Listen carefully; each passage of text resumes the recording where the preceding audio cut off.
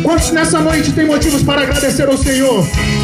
Amém? Nós queremos te dizer, Senhor, que nós te agradecemos por tudo que o Senhor tem feito em nossa vida e por tudo que o Senhor continuará fazendo em nós. Oh, queremos te agradecer nessa noite, nesse lugar, e declarar que o Senhor mudou a nossa história.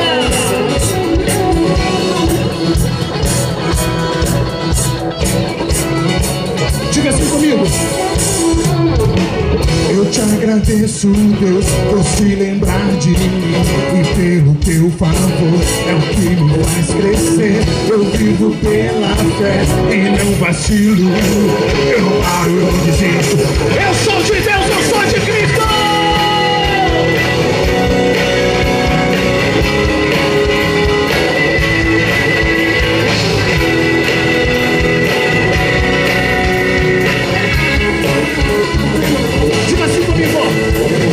Eu te agradeço, Deus, por se lembrar de mim e pelo teu favor é o que me faz crescer. Eu vivo pela fé e não vacilo. Eu não paro, não